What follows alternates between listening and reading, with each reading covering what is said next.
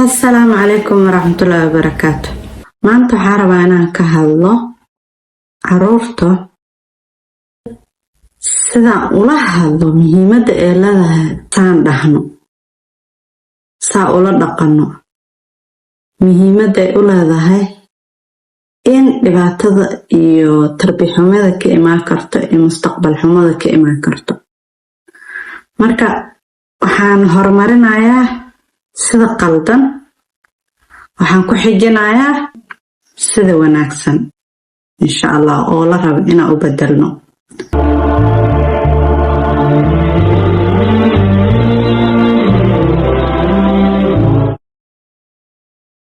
dad u horeysa number 1 waa sida anaka hadda ahna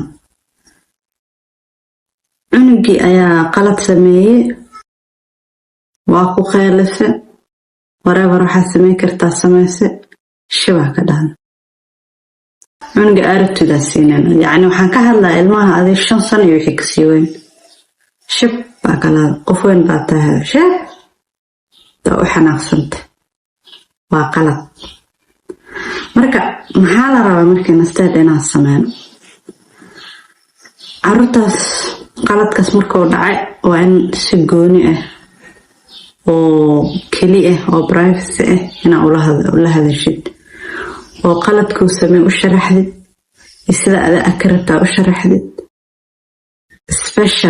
especially hadday teenager ay yihiin caruurta 10 iyo wixii kasii weyn haduu yahay waa muhiim in si privacy ah ula hadashid una public ah ula hadlin oo kadib arrinkaas afalaqaysiin.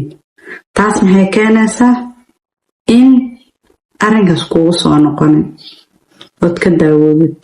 la wax kugu soo noqon waxaa ka fiican hal mar iska daaweyso. qaladka labaad aan sameyno waxaa weeye in comparison aan ku sameyno caruur kale ala barbar dhigno. cunugaas aduu kaa fiican saa sameeyaa, cunugaas camal maa noqotid, deriska cunugiisa kaa fiican, maxaa dhihi jiray whatever ay ahaato. taas waa qalad. in yacni anaka ma jeclin in nala dhaha qof hebelaa kaa fiican qof hebel ahaan maa noqotid ama heblayaa kaa fiican heblaa camal maa noqotid. heblaa camal adamatid qof walba isnooc waay.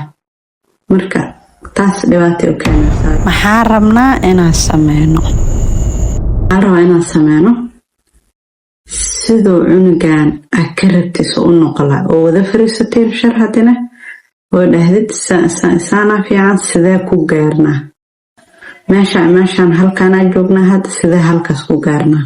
inaa hadina u sheegtid inaa mar walba ajcasha haddaa ku xanaaqsan tahay haddaa ku xanaaqsaneen jaceylkaada mar walba inaa u xasuusitid aa u sheegtid. yacni cunugaas caruurta 10 iyo wixii kasii weyn especially 15 iyo markii kasii weynaadaan waxaa weeye baahi weyn u qabaan, baahi culus waxay u qabaan inaan jecelnahna. yacni markay yaryihiin anaga u sheegi jirin laakiin hadda ruux weyn oo cunug weyn caruur weyn oo weynaadeen qaladkooda badan way forget waxaa ilooweynaa inaan u sheegno inaan still caruurteena inaan jecelnahna.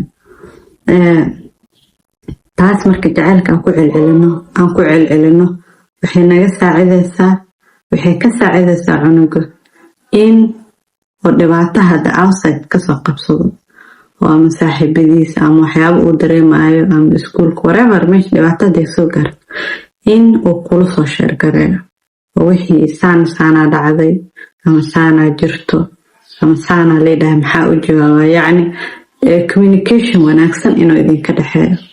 taas ay naga caawinaysaa inaan ku celcelino inaan jecelnahay. inaan ku celcelino waa fiican tahay laakiin meeshaan la raba inaan iska toosiso. meeshaan kaa qaldan sidee baa u toosino. 3 waa anaga hadda aan sameyno cunugkii qaladkaan oo galaa waa cinqaabeena waxa ku sameyno isla qaladkii wuu soo celinaya caruurta soo celinaya